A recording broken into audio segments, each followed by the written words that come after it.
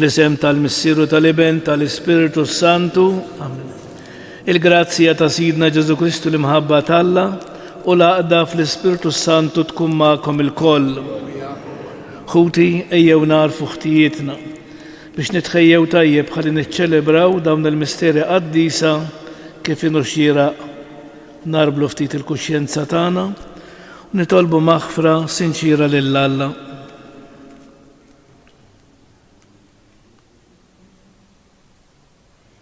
Inti Mgħallem tajjeb tagħna mulej ħniena. Inti s-Sultan rebbieħ tagħna Kristu ħniena. Inti l-ħajja tagħna mulej ħniena. Iħenna lina Alla li jista' kollox, jaħfrinna dnubietna jwassalna għal ħajja ta' dejjem. Nitolbu l-Qudiesja b'suffraġġju tal-Mejta Marija Sultana. Fil-ħnina tiegħek mulejjat wiedena tal-pumli tagħna. Għamli naraw sewa x'għandna nagħmlu u li jsejħilna nkomplu sal-aħħar. Bibnek Ġesu Kristu Sidna li hu Alla u miegħek jgħix fi Saltan flimkien mal-Ispiritu Santu għal dejjem ta' dejjem.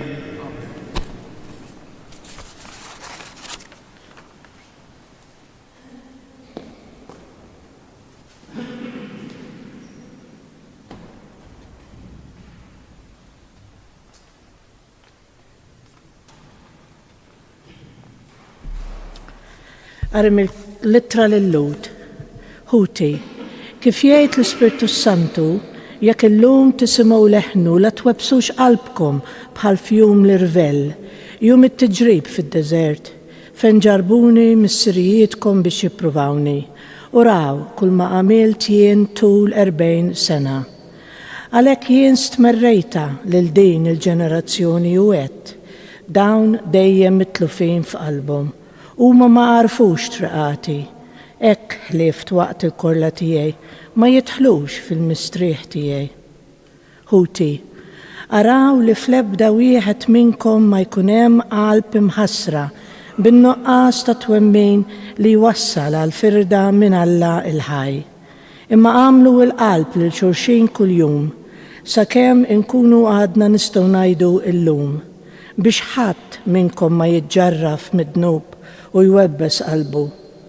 Għax aħna għandna sem fi Kristu, jekk inżommu sħiħa sal-aħħar it-tama li kellna fil-bidu. Il-kelma tal-mulej. Isimgħu leħen il-mulej la twebsux qalbkom. Isimgħu leħen il-mulej la twebsux qalbkom. Ejjew inqimuh u ninxteħtu quddiemu, għal-kubtejna qudiem il-mulej li ħalaqna, għaliex hu Alla tagħna u aħna l-poplu tal-mera tiegħu u n-naġ tiegħu. Isimgħu leħen il-mulej la twebsux qalbkom. Mhux li kontu llum tisimgħu leħnu, la twebsux qalbkom bħal f'meriba, bħal dakinhar f'massa fid-deżert, meta ġarbuni u ttantawni mis-sirijietkom għalkemm raw dak li jien għamilt. Isimgħu leħen il-mulej la twebsux qalbkom. Għal 40 sena domt nistmellu dan il-nisel u jiena għedt qalbu mħassra dan il-poplu u triqati ma jarfux. Għalhekk ħlieft fl-għadab tiegħi ma jidħlux fil-mistrieħ tiegħi. Isimgħu leħen il-mulej la twebsux qalbkom. Alleluja, alleluja, alleluja. Ġesu xandar l-Evanġelju tas-Saltna u jfejjaq kull xorta ta' Mart u djufija fost il-poplu. Alleluja.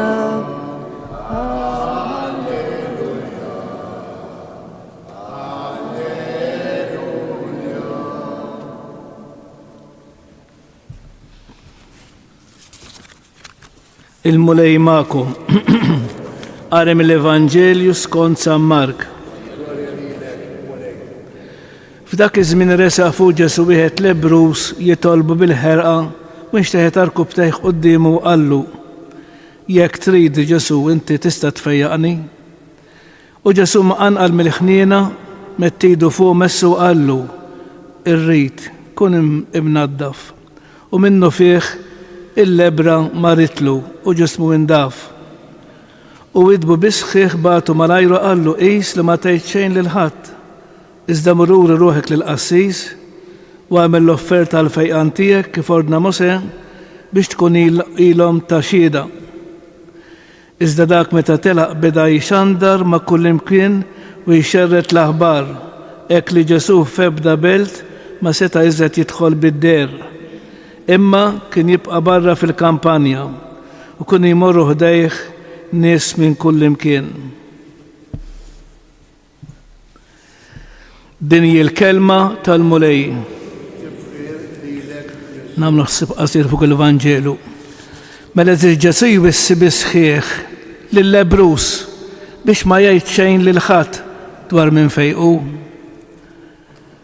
Iżda biss qallu murur ruħek u għamel l-offerta kif mitlub mill-liġi biex jerġa' jiġi aċċettat lura fis-soċjetà. Iżda l-lebrus mimli b'dik il-ħeġġa u l-gratitudni ma felaħx iżomm dan kollu għalih biss. U innoċentament ma rixandar ma kullimkien dak li Ġesu kien wettaq f'ħajtu. Forsi xi ħadd jgħid imma kieku semma dan il-miraklu li għamel miegħu lil Ġesu ma kienx għamillu bħal speċi biex kulħadd imur għandu. Imma eżiż Ġesu wara kollox xhieda bħal dik ma kienx tagħmlu aktar popolari. Il għaliex hekk jiġru aktar in-nies li jisimgħuh, iżda Ġesu mhux popolarità jrid. Fuq kollox ma xtaqx u ma rridx li n-nies tibda tfittxu biss għal mirakli. Il għaliex il-missjoni ta' Ġesu ma kienx li twettaq il-mirakli biss, iżda li xandar il-bxara tajba li fija nfisha twassal għal ħajja vera. U allura il-mirakli jeżis kienu sempliċement sinjali li juru li s-salta tasma u twaslet. U Ġesu qatt ma rid li n-nies ifittxu għal fejqan materjali biss, imma fuq kollox għal fejqan u s-salvazzjoni spiritwali tagħhom. U allura l-enfasi jeżis qatt ma għandha tingħata lill-mirakli, iżda lill-kelma ta' Ġesu li hija għajn tal-veru ħajja għan-nisrani. U dik l-importanti li nisimgħu il-kelma talla. U l-kelma talla iġġalna ma noqgħodux kwieti, speċjalment kif ikun hemm xi kelma li tidħol fil-qalb tagħna. U allura importanti li l-kelma ta' Ġesu nagħtuha importanza aktar minn kull kelma oħra. Għaliex? Għax jekk irridu verament il-kuntentezza, jekk hemm il-darba rridu l-paċi, jekk irridu s-serenità fil-ħajja tagħna, allura x'iridu nagħmlu? Nisimgħu il-kelma talla. Għax il-kelma talla taf tfarraġna u taf tagħtina dak kollu li għandna bżonn. Għalhekk nitolbuh lil Mulej Ġesu ngħidulu: Mulej Ġesu, nissel fina l-għaġġ għal-kelma tiegħek. Il-kelma tiegħek għandna bżonna. Il-kelma tiegħek Mulej Ġesu mhix żejda, għax il-kelma tiegħek hija verità. Kun infaħħar Ġesu Kristu.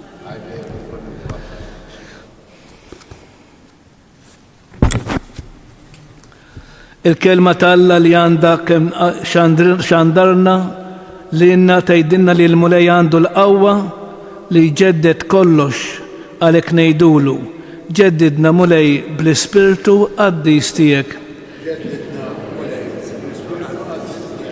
Mulej mexxi l-Knisja tiegħek hija u tħabbar lil bnedmin kollha it-tama li tiġi biss minn għandek nitolbu. Mulej seddaq fil-ħidma tagħhom lil dawk li qegħdin jaħdmu bla qiegħda biex jelliminaw kull xorta ta' emarġinazzjoni fost il-popli nitolbu. Mulej kompli fejja l-imġidmin tal-lum u għallimna nuru solidarjetà mal-bnedmin batuti u imwarba minn kulħadd nitolbu. Mulijat li din il-komunità li tfiq mill-mar tal-egoizmu, tas-sensibilità u minn dak kollu li mhux sabiħ u safi nitolbu. U fl-aħħar nagħmlu it-talba tagħna.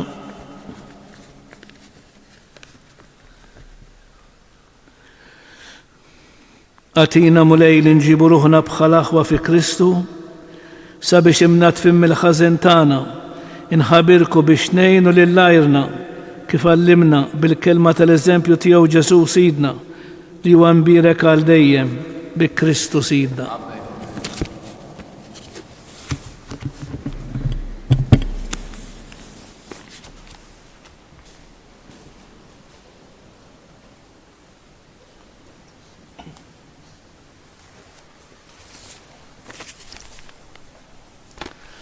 Imbirek int mulej Alla tal-ħolqien kollu, għax fit-tjubitek tajtna il-ħobs li din nofrulek, frott tal-art u xogħol il-bniedem li minnu jsir għalina il-ħobs tal-ħajja.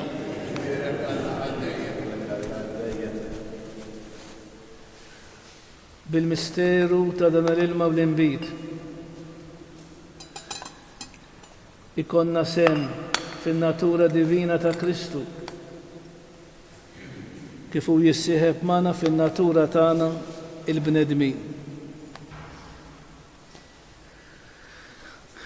Imbirek int mulej Alla tal-ħolqien kollu għax fit-tjubitek tajtna l-inbit li din nofrulek, frott tad-dilja u xogħol il-bniedem li minnu jsir għalina x-xorb tar-ruħ.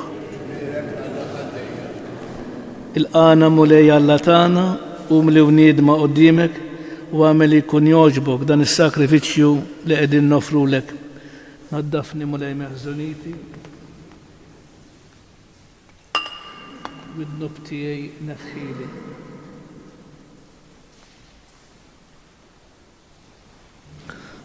Itolbu ħuti biex dan is-sagrifiċċju tejju tagħkom ikun jogħġob lill-Alla il-Missier li jista' kollox.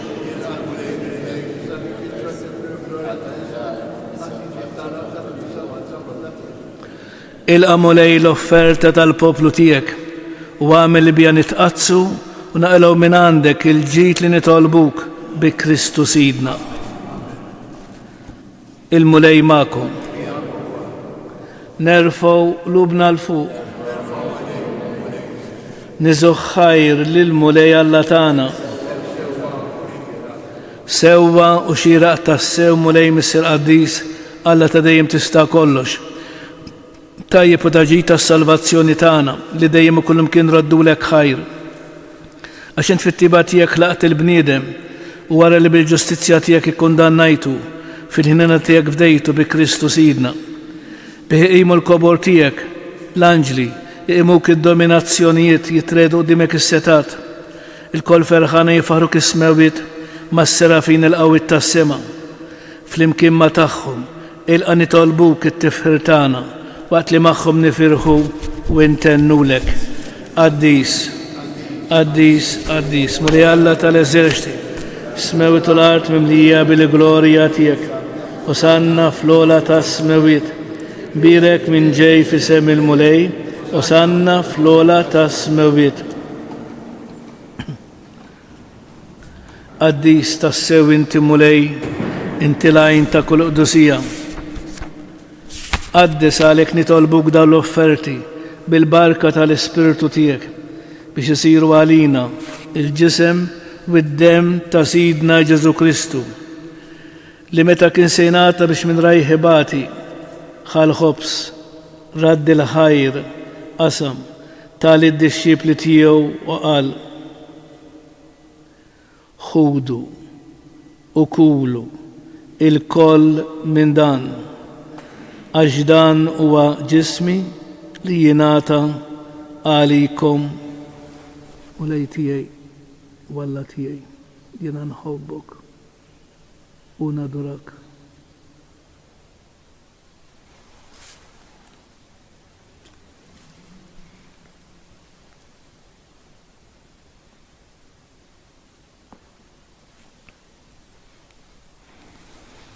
Ekku kol wara l-ikla ħal-kalċi reġrad il-ħajr tal-disċipli tiegħu u qal ħudu biex xorbu minnu bil-koll għax dan huwa l-kalċi ta' demmi tal-patt il-ġdid li jibqa' dejjem. Id-demm li jixxerret għalikom u għal-bnedmin kollha għal-maħfra ta' dnubiet. Għamlu dan b'tifkira tiegħi. Mulej tiegħi, walla tiegħi, jiena nħobbok u nadurak.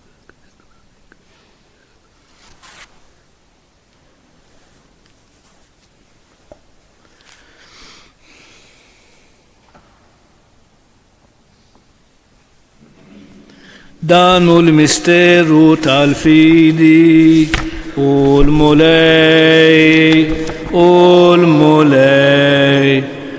u għam min bejn l-imwiet għax u l-mulej kull koppa temil kull sin jistqar Ġesu hu il-mulej.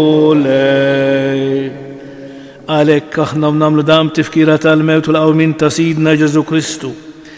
Nofrulek mulej il-ħobs tal-ħajja u l-kalċi tas-salvazzjoni u nroddulek ħajr li jogħġbok tilqana qudiemek biex naqduk u mhix kontan nitolbu li l-Ispiritu Santu jaqadna b'ġisem wieħed lilna li nieħdu semm il-ġisem u d-demm ta' Kristu.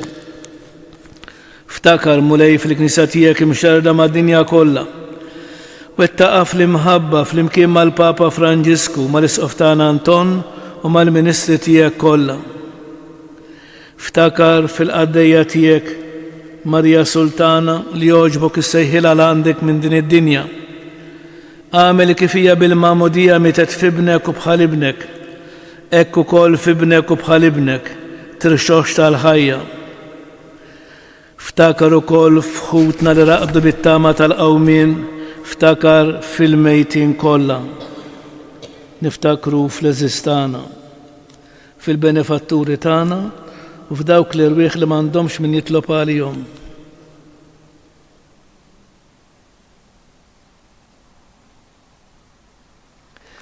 Daħħalhom quddiemek fid-dawl tas-sebħ tiegħek. Ħenna lina l-koll nitolbuk. Għati lilna wkoll il-wirt tal-ħajja ta' dejjem, flimkien mal-Verġni mqazzom Alla Marija, ma' San Ġusepp żewġa, ma' San Ġwan Battista, mal-Apostli, mas-Saċerdot San Ġorġ Preka, mal-qaddisin kollha li jgħixu fil-ħbiberija tiegħek sa mill-bidu tad-dinja. Għamel li magħhom infaħruk u insebħuk b'Ġesu Kristu ibnek.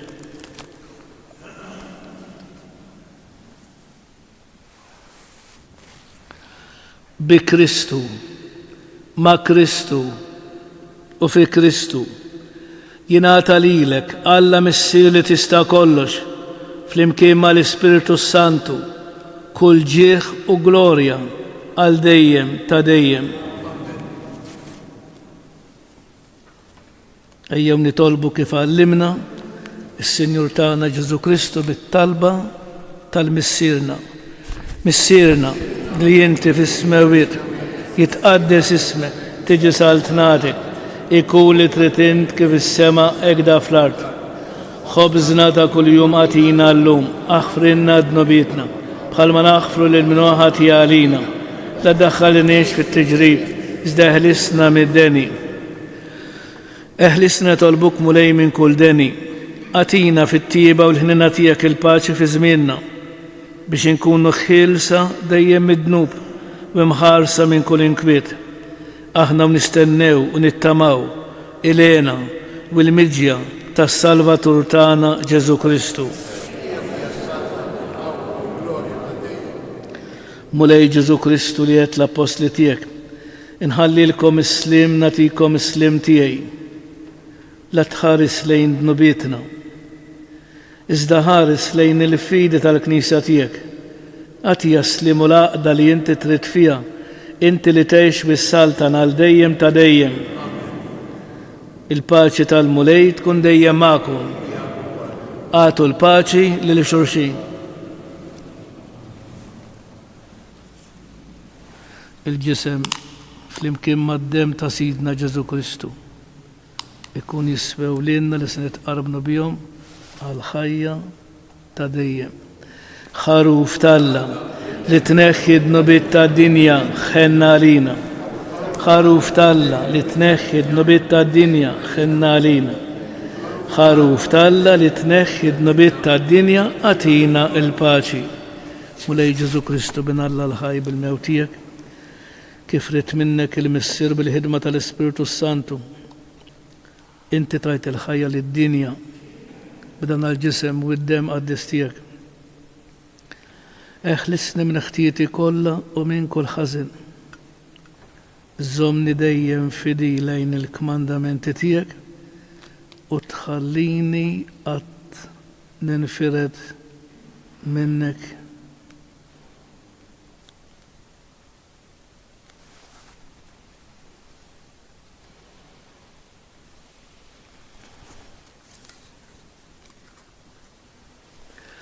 Dan huwa Kristu, il-ħaruf tal-Alla li jneħħi d-nubiet tad-dinja. Ħen dawk li huma mistiedna għall-ikla tal-ħaruf. Mulej ma jistħoq li jidħol bis-saftijiet. Tgħid kelma waħda u ruħi tkun fejn. Il-ġisem ta' Kristu jħarisni għal ħajja ta' dejjem.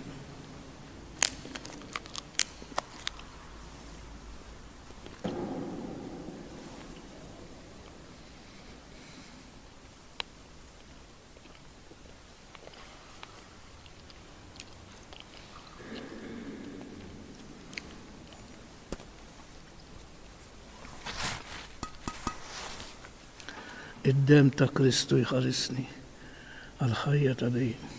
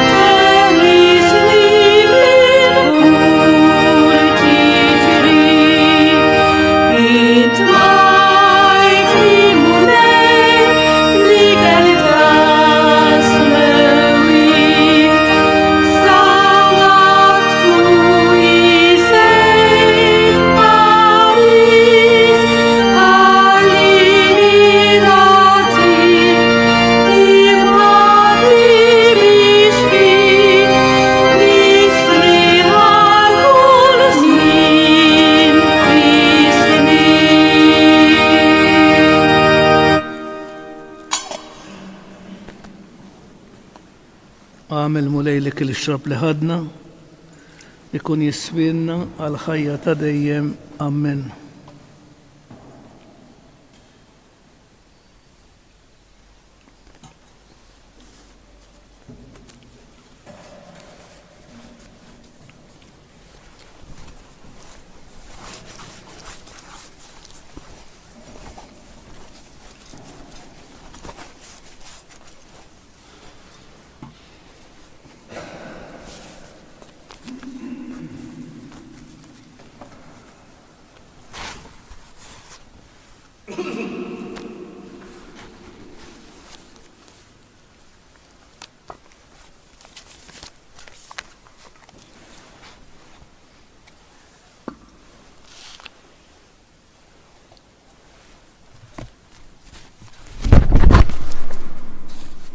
Gloria lil-Missieru, lill-Liben u lill-Ispiritu Santu.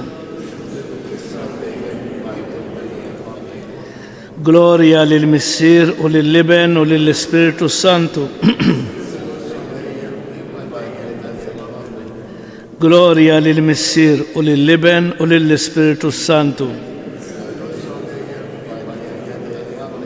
Grazie Signor Alla, waghfir li Signor Alla. Nitolbu. O Alla li tista' kollox, fiċ-ċokon tagħna nitolbuk biex bħalma inti ġeddidna bis-sagramenti tiegħek, hekk ukoll tagħmel li naqduk kif jixraq billi ngħixu ħajja li toġbok bi Kristu Sidna. Il-mulej magħkom. Iberikkom Alla li jista' kollox, il-Missier, Liben u l-Ispiritu Santu. Nfaħru lil Marija tal-Alla u tal-bnedmin, nannula li zibaħanja bil-fer taqlub safin. Marija mħanina naqadna nitolbuk, għallimna dejjem iżjed tawli kien hobbuk. Morru fil-paċi ta' Kristu.